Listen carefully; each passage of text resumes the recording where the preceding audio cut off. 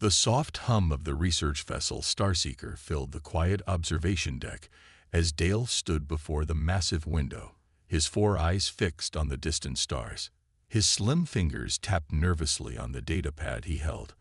After 15 years of studying ancient texts and legends, he had found something that made his heart race with excitement and fear. The door behind him slid open with a gentle hiss. "Chief Researcher, the Council is ready for your report," his assistant called out. Dale's scaled skin shifted from its normal blue to a lighter shade, a sign of anxiety among his species. "Thank you," he said, turning away from the window. He had practiced this presentation countless times, but explaining to the Galactic Science Council that one of their core beliefs might be wrong was not going to be easy. The conference room was already full when Dale entered. 12 holographic figures sat around the table, each representing different species from across the galaxy. Some he recognized instantly: the crystalline form of the Quantum Archives Director, the gaseous cloud that was the head of historical research, and the mechanical body of the Technology Assessment Chief. "Chief Researcher Dale," the Council head spoke, her bioluminescent patterns flickering with formal patterns. "You called this emergency meeting. Please proceed." Dale connected his data pad to the room's projection system. Ancient text appeared in the air above the table, slowly rotating for all to see. "Honorable Council, for decades we've dismissed the human legends of the World Breaker as primitive propaganda. We believed it was simply their way of trying to seem more powerful than they were during their early space age." He paused, letting the familiar text sink in. "However," he continued, bringing up new data, "I've discovered something in the deep archives of the predecessor races." The projection changed to show energy readings and mathematical formulas. "These readings match exactly with what our long-range sensors detected coming from the human solar system 3 days ago." Murmurs filled the room. The Technology Assessment Chief's mechanical eyes whirred as they focused. "Impossible. The humans are a level 3 civilization at best. They barely have fusion power." Dale nodded. "That's what we've always believed. But look at this." He overlaid the ancient readings with the current ones. They aligned perfectly. "The legends speak of a power that could reshape reality itself.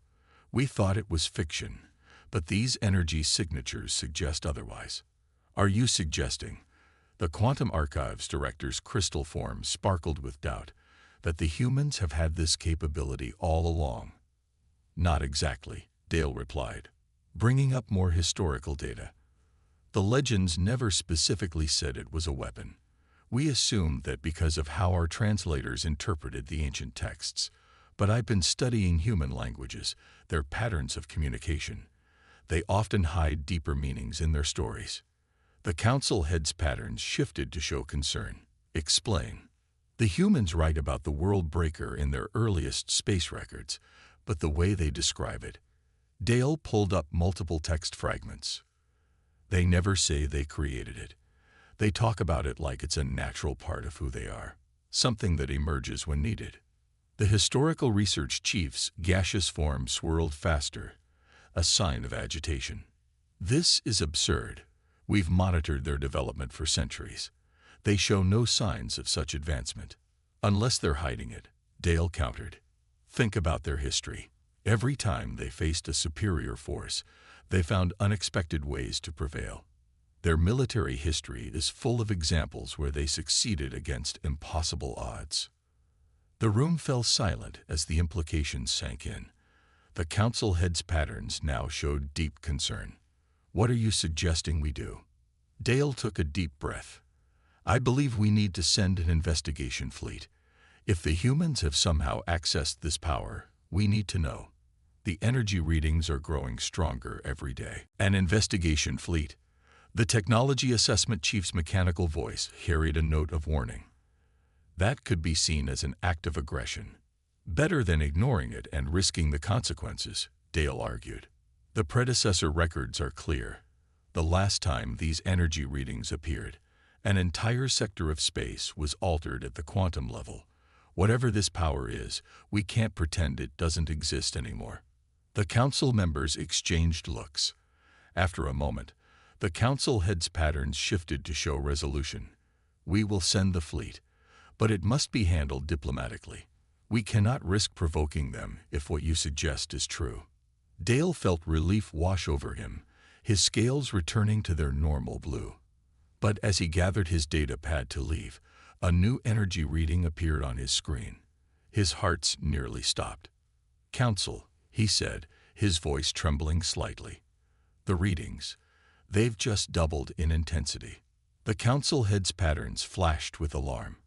"How long until the fleet can reach Earth?" 3 standard days at maximum speed, the technology assessment chief answered. "Make it 2, the council head ordered. "Whatever is happening in the human solar system, we need to contain it." Dismissed. As the holograms winked out one by one, Dale stayed behind, staring at the readings on his screen. Something wasn't adding up. The humans he'd studied were clever and resourceful, yes, but this level of power was beyond anything they should be capable of. Unless... He quickly pulled up the original legends again, reading them with fresh eyes. The humans had never claimed the World Breaker was a weapon. In fact, they'd written about it with a mix of pride and fear, like they both celebrated and dreaded its existence. Dale's fingers flew over his data pad, cross-referencing historical events. Every major crisis in human history, every moment when they faced extinction, there were always stories of impossible victories, of solutions no one could have predicted. A chill ran through him as a new thought formed. What if the World Breaker wasn't a weapon at all? What if it was something else entirely? Something about humanity itself. He needed to get this information to the fleet. But as he reached for the communication panel, all 4 of his eyes widened in shock. The energy readings had just tripled. Whatever was happening in the human solar system, they had less time than they thought. Much less. Dale looked out the window at the distant stars, wondering if they were about to witness the return of something that had passed into legend. And for the first time in his life, he hoped the legends were wrong. Commander Tom stood at the window of Earth's orbital defense station, watching the morning sun rise over the blue planet below. The coffee in his mug had gone cold, forgotten as he studied the latest sensor readings. Something was wrong with the numbers, but he couldn't figure out what. "Commander," his second-in-command James called from the monitoring station. "We're picking up multiple objects entering the solar system. They just appeared past Neptune's orbit." Tom set down his mug and walked to the main display. The screen showed dozens of ships moving in perfect formation. Their energy signatures didn't match anything in Earth's database. "How many?" Tom asked, keeping his voice steady despite the growing knot in his stomach. 57 vessels, sir. All bigger than anything we have. And they're moving fast." Tom pressed the comm button on the console. "This is Commander Tom. All stations go to alert status. This is not a drill. Repeat, this is not a drill." Red lights began flashing throughout the station as klaxons sounded. Within minutes, the command center was fully staffed, each officer at their post, waiting. "Sir," the communications officer called out, "we're receiving a transmission from the lead vessel. They're broadcasting on all frequencies." Tom straightened his uniform. "Put it through." A hologram appeared in the center of the command center. The alien was tall and scaled, with 4 eyes and blue skin. "I am Admiral Rex of the Galactic Confederation Fleet. We detect dangerous energy readings from your system. You will allow us to inspect your military installations immediately." Tom felt every eye in the room on him. Earth had never made official contact with alien life before, and now their first meeting was starting with accusations. "This is Commander Tom of the Earth Defense Force. We weren't aware of any dangerous energy readings. Perhaps we could discuss this diplomatically." The alien admiral's scales shifted color slightly. "Our sensors don't lie, Commander. Our scientists have detected power signatures matching ancient weapons of mass destruction. Weapons that could threaten the entire galaxy." "With all due respect, Admiral," Tom replied, "we don't have any such weapons. We'd be happy to prove that through peaceful inspection, but your fleet's current approach seems more like an invasion force. You deny developing the world breaker technology. Tom frowned. He'd never heard of any world breaker. He glanced at James, who shook his head. He hadn't either. Admiral, I can assure you we're not developing any galaxy-threatening weapons. We're still working on reliable fusion power for our colonies. The alien's expression was unreadable, but his tone grew harder. You expect us to believe these energy readings appeared by coincidence, that the power signatures matching the ancient texts are natural. Before Tom could respond, James called out, "Sir, energy spike detected. It's massive, coming from everywhere." The main screen lit up with warnings. Every sensor on the station was registering unprecedented power levels, but they couldn't pinpoint the source. "You see," Admiral Rex's hologram flickered. "You activate your weapon even as we speak." "This isn't us," Tom insisted, watching in shock as the readings continued to climb. "Whatever this is, we're detecting it too, and we're just as surprised as you are." The alien fleet had stopped advancing, holding position just past Mars orbit. "You have 1 hour to surrender control of your military installations," Admiral Rex declared. "If you refuse, we will be forced to take action to protect the galaxy from this threat." The hologram vanished, leaving the command center in tense silence. "Options?" Tom asked, looking around the room. James pulled up the tactical display. "Our orbital defense network is good, sir, but against 57 ships of that size, we'd need a miracle." "Get me Earth Command," Tom ordered. "And someone find out what these energy readings are. If it's not us causing them, we need to know what is." The next hour passed in a blur of activity. Earth's other defense stations reported similar readings, massive energy spikes that seemed to come from everywhere and nowhere at once. The scientists were baffled, the military was preparing for the worst, and the civilian population was still unaware that humanity's first contact with alien life was about to turn into a war. "Sir," James called out with 10 minutes left on the ultimatum. "The readings, they're changing." Tom looked at the display and felt his blood run cold. The energy signatures were starting to form a pattern, and that pattern was growing. Something was coming. "Get me the alien fleet," he ordered. Admiral Rex's hologram appeared again. "Have you come to your senses, Commander?" "Admiral, look at the energy pattern. It's not centered on Earth. It's moving, forming something. This isn't a weapon. It's more like something's arriving." The alien's scales shifted to a paler shade. "Impossible." The calculations clearly showed. "Sir," James interrupted. "Object detected." Massive object just appeared at the edge of the solar system. The main screen showed it, a shape so large it defied comprehension. It was bigger than Earth, bigger than Jupiter, and it was moving toward them. Admiral Rex's hologram showed him talking to someone off-screen, his movements sharp with alarm. When he turned back, his voice had lost its commanding tone. "Commander," he said, "we may have made a terrible mistake. The energy readings, they weren't from a weapon at all. They were from that."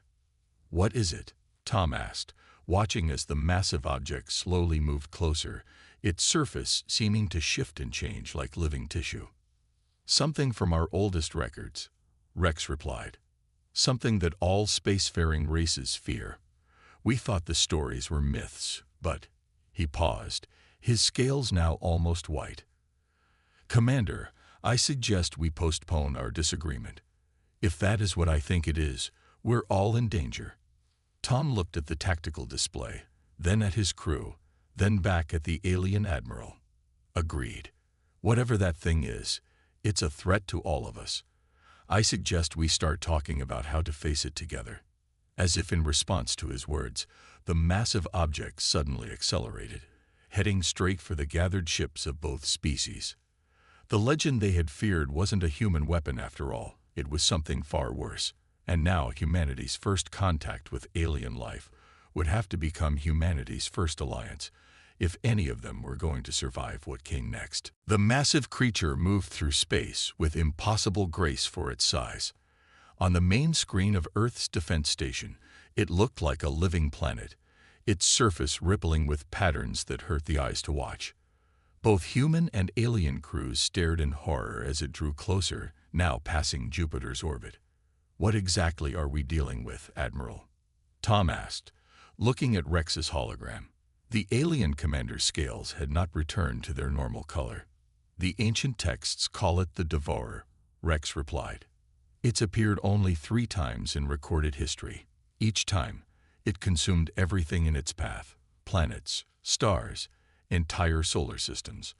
None of the civilizations it encountered survived." James pulled up new sensor readings.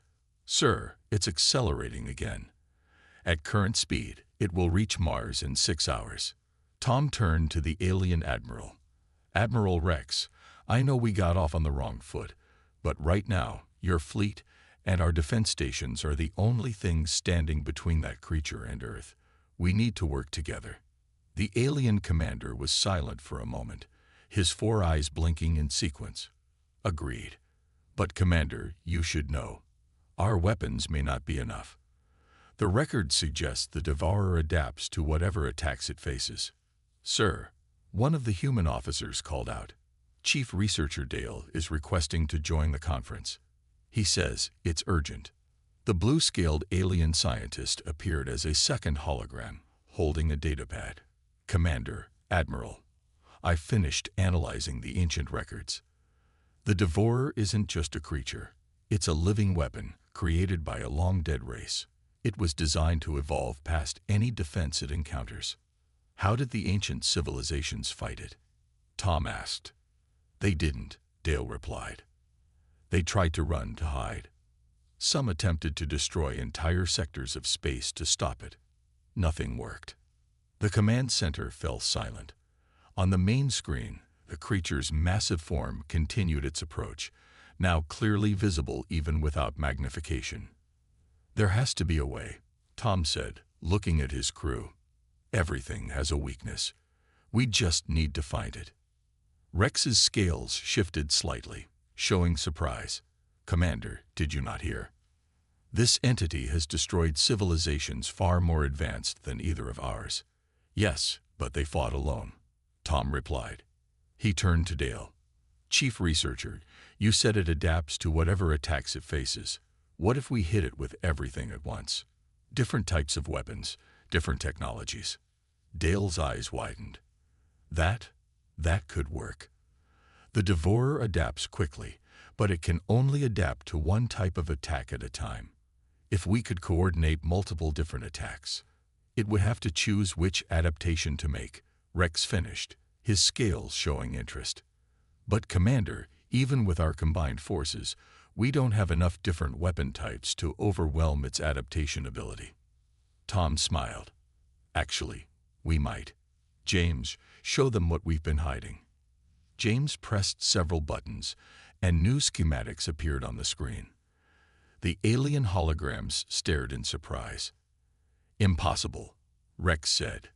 "These weapon designs, they're completely different from anything we've seen. How did you develop these without us detecting them?"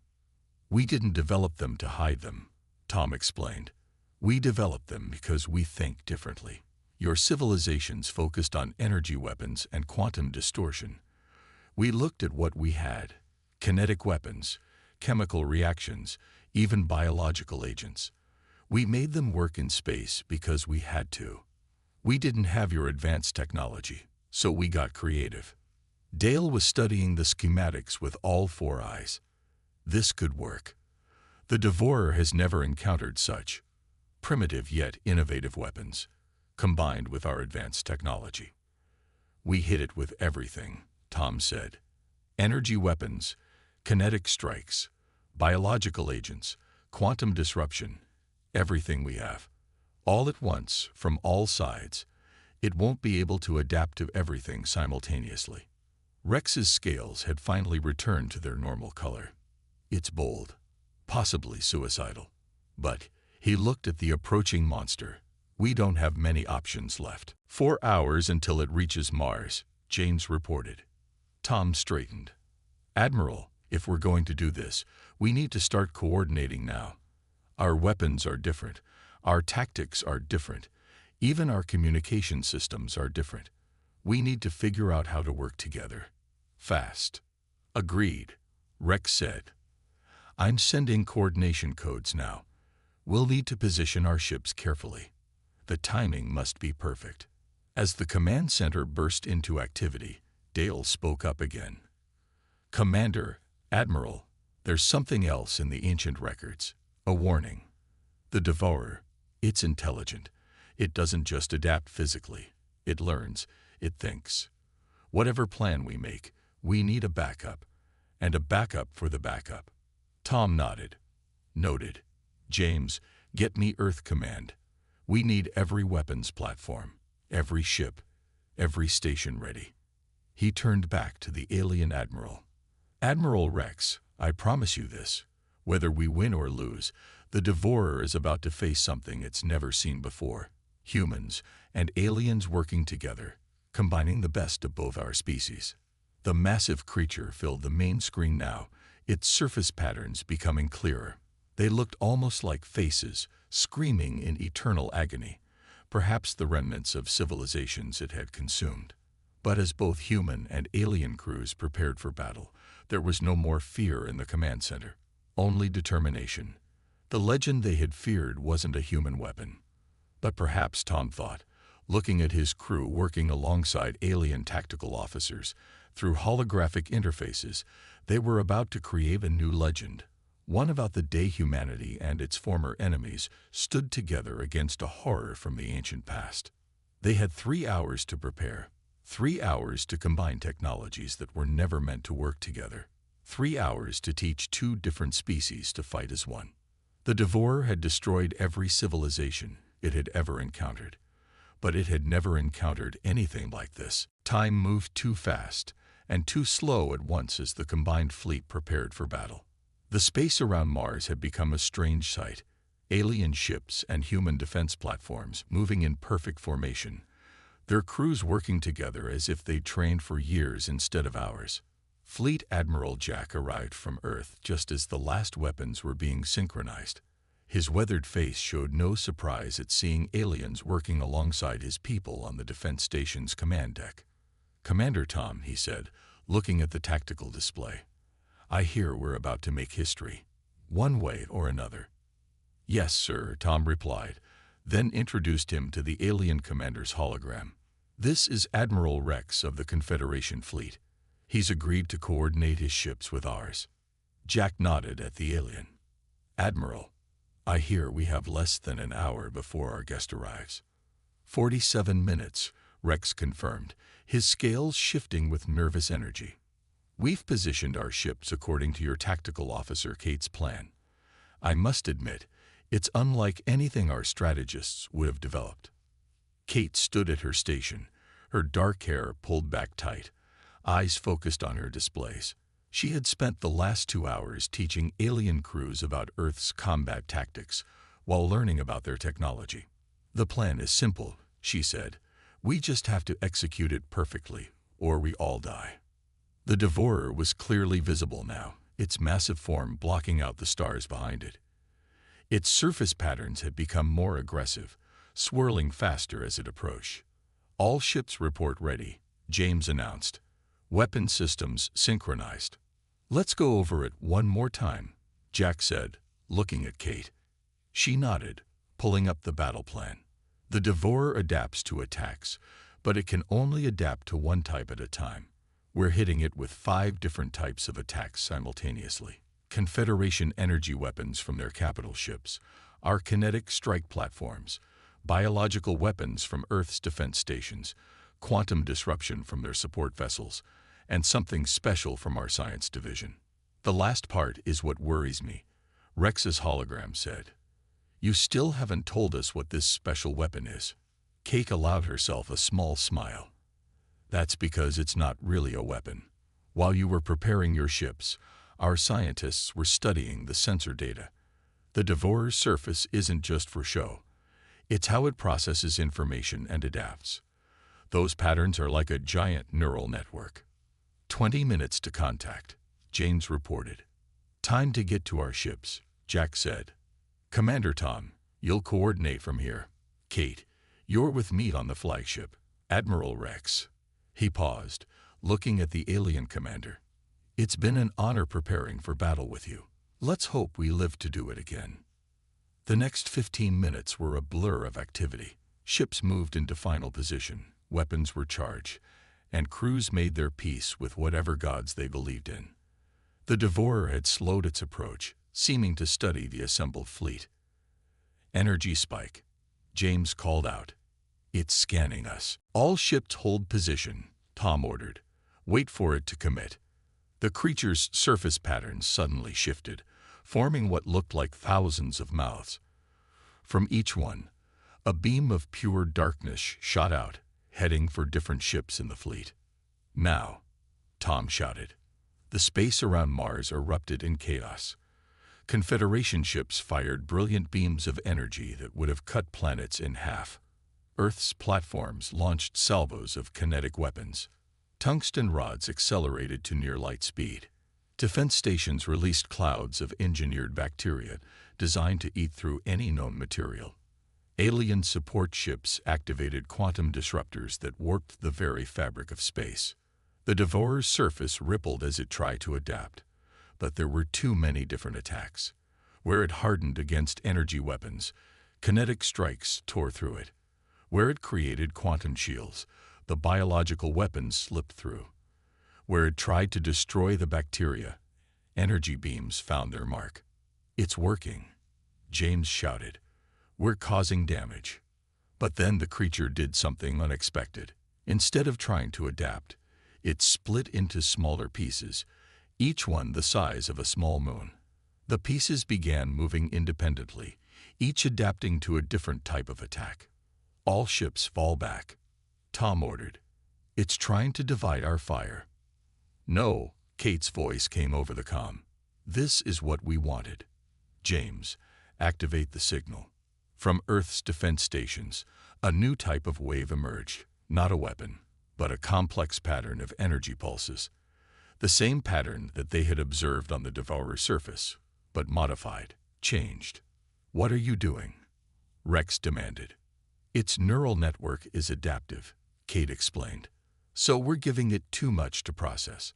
The pattern we're sending, it's a paradox, a mathematical problem that has no solution. The more it tries to solve it, the more complex it becomes. The pieces of the Devourer stopped moving. Their surfaces began swirling faster and faster as they tried to process the signal. Some started to recombine. Others began to break apart further. Keep up the attack, Jack ordered. All weapons, concentrated fire on any piece that looks like it's figuring out the pattern. The battle raged for what felt like hours but was probably only minutes.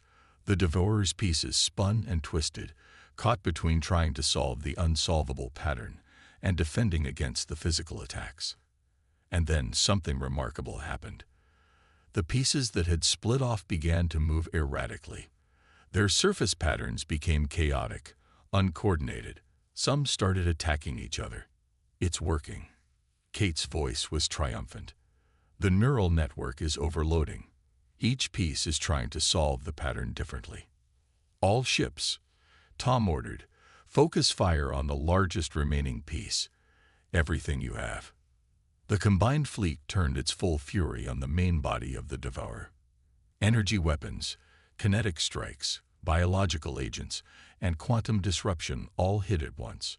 Unable to adapt, unable to process the paradox being fed into its neural network, the creature's surface began to break apart. But victory wasn't certain yet. As its body disintegrated, the Devourer seemed to gather itself for one final attack. Its surface stabilized for a moment, all the patterns aligning. Brace for impact, Tom shouted. All ships, evasive action. The creature released a wave of energy, unlike anything they had ever seen. Where it touched ships, reality itself seemed to bend. But in committing to this final attack, it had stopped trying to solve the paradox. Its neural network, already strained to breaking point, finally collapsed. The Devourer, the terror of ancient civilizations, began to tear itself apart. The final battle against the Devourer left everyone watching in awe. As the creature tore itself apart, cascading waves of energy rippled out in all directions. The combined fleet scrambled to move away from the blast zone, but not all ships made it in time. Hull breach on decks 3 through 7. A crew member shouted on the human flagship. Admiral Jack held onto his command chair as the ship shuddered. "Get damage control teams down there," he ordered. "Kate, what's happening to that thing?" Kate's eyes were fixed on her display, tracking the death throes of the ancient horror. "It's collapsing in on itself." The paradox signal disrupted its neural network, and now the separate pieces are fighting each other, unable to reintegrate properly. On the defense station, Commander Tom watched as pieces of the Devourer turned on each other, consuming one another in a desperate attempt to regain stability. "Admiral Rex, your ships in Sector 4 need to pull back further. The energy readings are off the charts." The alien admiral's hologram flickered as his own ship rocked from the shockwaves. "Confirmed. All Confederation vessels, increase distance to minimum safe range." The creature's death wasn't quick or clean. For nearly an hour, they watched as it devoured itself, shrinking smaller and smaller until it was merely the size of Earth's moon. But even as it diminished, its power remained terrifying. "Sir," James called out from his station on the defense platform, "I'm detecting a buildup of energy at the creature's core." "If those readings are accurate," his voice trailed off. "Spit it out," Tom said. "If it continues, the resulting explosion could take out half the solar system." The command center fell silent. They had defeated the Devourer, but at what cost? If it destroyed their solar system in its death, their victory would be meaningless. "There has to be a way to contain it." Kate's voice came over the comm system. "The energy is building because the creature's outer layers are pressing in on its core. If we could relieve that pressure—" "No," Chief Researcher Dale interrupted, his 4 eyes wide with understanding. "If we disrupt the collapse now, it might stabilize and regenerate. We need to control the blast, not prevent it." "And how exactly do we control an explosion that big?" Jack asked. A new voice joined the conversation. "We create a path of least resistance." Tom looked up to see a human woman he didn't recognize on screen. "Who is this?" "Dr. Lee, head of Earth's Quantum Physics Division," she replied. "We've been monitoring the situation. The Devourer's core is building pressure because it has nowhere to go. But space isn't uniform. It has weaknesses, natural folds where dimensions meet." "You're talking about creating a controlled rupture," Dale said, his scales shifting with excitement. "Direct the explosion away from the solar system through a weak point in space-time." "Exactly," Dr. Lee nodded. "But we'll need precise calculations and perfect timing." Admiral Rex's scales changed color as he considered this. "This is beyond dangerous. If we miscalculate, we could tear a permanent hole in reality. And if we do nothing, half our solar system dies," Tom countered. "I say we try it." The next 30 minutes were a blur of activity. Human scientists worked alongside alien researchers, combining their understanding of physics in ways neither had considered before. The remaining ships positioned themselves strategically around the shrinking Devourer, preparing to create a directed energy field that would guide the coming explosion. "Energy levels approaching critical," James reported. 10 minutes until detonation. On the flagship, Kate finalized the calculations with Dale's help. "The weak point is located between Mars and the asteroid belt. If we concentrate our efforts there, we can create a channel for the energy to follow." "All ships in position," Admiral Rex confirmed. Energy projectors aligned and synchronized. "This is Admiral Jack to all vessels. Begin sequence on my mark. 3, 2, 1, mark." Every ship and station activated their energy projectors simultaneously. The beams converged at a single point in space, creating a visible distortion. The fabric of reality seemed to stretch and thin, forming a tunnel-like structure pointing away from the solar system. "The Devourer is responding to the field," Kate exclaimed. Its energy is being drawn toward the weak point. The creature's remains, now compressed to a dense core, began to pulse with blinding light. Tendrils of energy reached out, following the path created by the combined fleet. 5 minutes to critical mass, James announced, his voice tense. Tom looked at the tactical display, noting several ships whose positions had shifted. Some of those ships are too close to the rupture point. They need to pull back. They can't, Rex replied grimly. Their engines are damaged. They're maintaining position to keep the energy corridor stable. They'll be destroyed when it blows. They know, Rex said simply. Both human and Confederation crews. They volunteered. Tom felt a swell of pride mixed with sorrow. In just a few hours, former enemies had become allies willing to sacrifice themselves for each other. 2 minutes, James called out.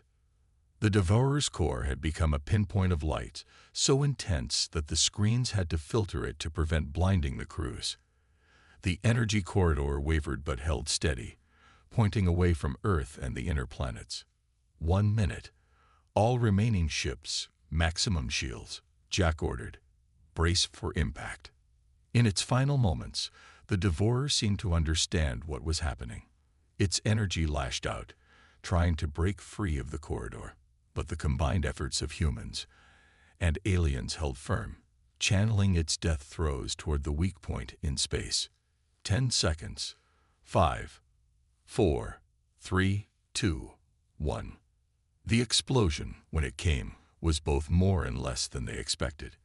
Instead of an outward blast, the Devourer imploded, collapsing to an infinitesimal point before releasing its energy as a focused beam that shot through the corridor they had created. The beam struck the weak point, tearing open a temporary hole in space-time. The shockwave that followed rocked every ship, but the worst of the explosion's force had been directed away from the solar system, disappearing into the void beyond. Damage reports. Tom called out when the initial blast subsided. "We lost 12 ships, sir," James replied solemnly. 7 human, 5 Confederation. But the energy corridor held. Most of the blast was channeled through the rupture. "The rupture itself is closing," Dale reported, his scales a deep blue of relief. "No permanent damage to space-time." A tired cheer went up across the fleet as the news spread. They had done it. Earth, Mars, and the rest of the solar system were safe. The ancient horror was gone. Hours later, as recovery operations began, Admiral Jack met with Admiral Rex on the defense station. Tom and Kate joined them, along with Dale and other key personnel who had helped coordinate the defense. "The legend of the World Breaker," Dale said, looking at the assembled humans. "I think I understand it now. It wasn't about a weapon you possessed." "No," Kate agreed. "It was about what happens when humanity is pushed to its limits. How we can adapt, how we can come up with solutions no one else would think of." "Your species thinks differently," Rex acknowledged. "When our ancestors encountered similar threats, they tried to outmatch them with superior technology. You looked for weaknesses, for clever solutions." "We had to," Jack said simply.